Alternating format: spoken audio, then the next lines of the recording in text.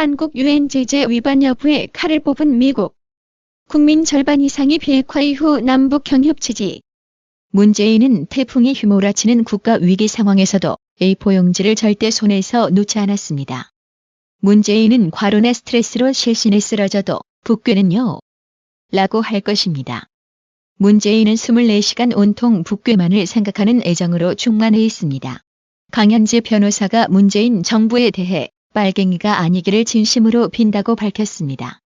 홍준표 전 자유한국당 대표의 법무특보를 지낸 강현재 변호사는 지난 8월 22일 자신의 페이스북에 올린 문재인 정부는 이 나라를 어디로 끌고 가려 하는지 국민께 솔직하게 말해야 한다는 제목의 글에서 이같이 전했습니다. 강현재 변호사는 해당 글 밑에 정부가 개성 남북연락사무소 공동 개소를 위해 유엔 안전보장이사회가 금수 품목으로 지정한 정유 제품 약 80톤을 북한에 반출한 것으로 드러났다는 내용의 기사를 링크했습니다. 강현재 변호사는 빨갱이라는 말을 누군가 사용하면 공감이 되지도 않았을 뿐더러 시대착오적인 극소수자들의 생각일 거라 느꼈다라면서도 그런데 지금 문재인 정부가 그동안 꼭꼭 숨겨왔던 좌파 속내를 마음껏 펼치고 있는 것을 보고 있자니 이런 게 빨갱이 같은 사고방식이고 이런 빨갱이 같은 일들이 요즘 시대에도 가능했었구나라는 탄식이 저절로 나온다라고 설명했습니다. 이어 강현재 변호사는 먼저 파주고 먼저 유엔 대북 제재를 어겨가며 북한 살길 터주는 데만 혈안이 된 작금의 정부라며 심지어 이제는 경제 빨갱이라고도 불러야 할 판이라고 비판했습니다. 그러면서 국민 세금을 마구 퍼쓰며 국가 재정을 대책 없이 바닥내면서 사회주의식 배분에 완전히 꽂혀있는 모습이라며 뭐든지 일단 나라 돈 써서 해결하겠다는 식의 무능함을 정책이라 부를 수 있는 것인지라고 되물었습니다. 강현재 변호사는 운영과 책임의 DNA가 없는 좌파가 큰 권력을 잡으면 크게 망한다는 말이 그저 누군가의 교익을 빈다며 독단과 아집을 부리며 우리 헌법과 국민이 결코 용납할 수 없는 곳으로 계속 대한민국을 끌고 가려 한다면 평화 빨갱이 경제 빨갱이라는 탄식이 젊은이들의 입에서부터 쏟아져 나오게 될 것이라고 강조했습니다. 8월 23일 고소왕 강용석 변호사는 자신의 페이스북에 문재인 대통령 지방 일자리 직접 챙긴다는 기사를 링크해 놓으며 제발 아무것도 챙기지 말고 그냥 쉬어주십시오. 무슨 책을 읽든 뭐라 하지 않을 테니 좋아하는 책 읽으면서 단 그 책에 나온 얘기를 믿고 이상한 짓만 하지 않기로 하고요. 당신이 직접 챙기면 얼마나 많은 국민 세금을 펑펑 써댈 것이며 그 세금을 내기 위해 얼마나 많은 국민들이 피땀 흘려 고생하는지 당신과 당신 친구들은 전혀 모르겠지요. 당신에게 지금 1조는 돈도 아닌 걸로 보일 겁니다. 가난한 서민 대책으로 몇십조 지원해 돈 나눠주는 게 좋은 정책이라고 홍보하고 싶겠죠. 그런데 돈을 나눠주는 것도 무척 행정력과 비용이 많이 드는 일입니다. 공무원이 대책이라고 가져오는 사안의 뒤에 숨겨진 진위와 부작용을 파악하지 못한다면 당신의 운여는 얼굴마담 꼭두각시를 벗어나지 못할 겁니다라며 차라리 일하는 게 도움 주는 거라는 핵직구를 날렸습니다. 유머와 위트로 인기를 모으고 있는 우파 윤서인 작가는 문재인의 지지율 하락 속도가 생각보다 빠르다며 일침을 날리는 만평을 내놓았는데요. 윤서인 작가는 최근 문재인 좌파 정권이 일본과 전략적 소통이 필요하다는 이유를 내세우며 한일 군사정보협정 연장키로 결정한 것과 관련하여 자신들이 과거 박근혜 정권 시절 현대판 일산흑약이라고 그렇게 대굴대굴 거품을 물더니라며 조소했습니다. 그러면서 과거 한일 군사정보협정에 반대하던 단체들의 사진들을 올려놓으며 이님들 다 어디 갔냐며 잘하는 아이들아 잘 보렴. 대한민국이라는 나라는 이렇게 양심이라고는 털끝만큼도 없어야지 크게 출세하는 거다라고 추미애와 문재인을 빗대어 조롱했습니다.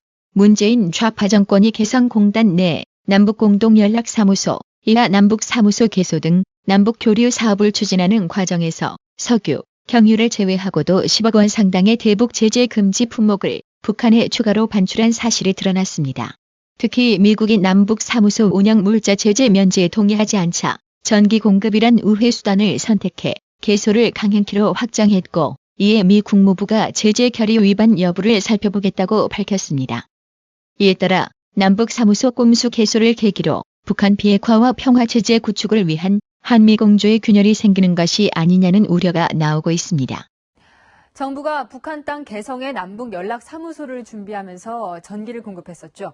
여기에 철강과 보일러 등 금지 품목 10억 원어치를 북한에 보낸 것으로 나타났습니다. 조아라 기자입니다. 지난 6월부터 개보수에 들어간 개성 남북 공동연락사무소. 1억 원 상당의 기름 80톤을 비롯해 발전기까지 들어갔습니다. 그런데 이것이 다가 아니었습니다. 철강과 구리, 보일러 등 10억 원어치 물자가 추가로 들어간 사실이 확인됐습니다. 모두 유엔이 대북 제재로 금지한 물품들입니다. 하지만 정부는 전혀 문제될 것이 없다는 입장입니다. 북한에게 어떠한 경제적 이익을 주는 것이 아니므로 이는 대북 제재의 목적을 훼손하지 않는 것으로 판단하고 있습니다. 주권까지 거론하며 미국의 양해는 필요 없다고 강조합니다. 그러면서 모든 준비는 끝났다며 이달 중 사무실 문을 열겠다고 밝혔습니다. 청와대 고위 관계자 역시 개소식 날짜를 확정 못하는 건 폼페이오와 시진핑 방북 등으로 북한이 여력이 없기 때문으로 미국과는 무관하다고 선을 그었습니다. 하지만 정작 미국의 생각은 다릅니다. South Korea providing a lot of things like goods, energy to North Korea.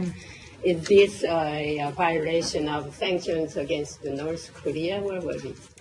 We would take a look at all of that. 개성 연락사무소 문제로 한미 공조에 틈이 벌어질 수 있다는 우려가 나옵니다. 채널A 뉴스 조아라입니다. 8월 23일 여론조사기관 공정은 국내 현안과 관련한 국민 여론을 수렴하기 위해 8월 22일 전국 만 19세 이상 성인 남녀 1,033명을 대상으로 유무선 자동응답 전화조사를 실시했다고 밝혔습니다.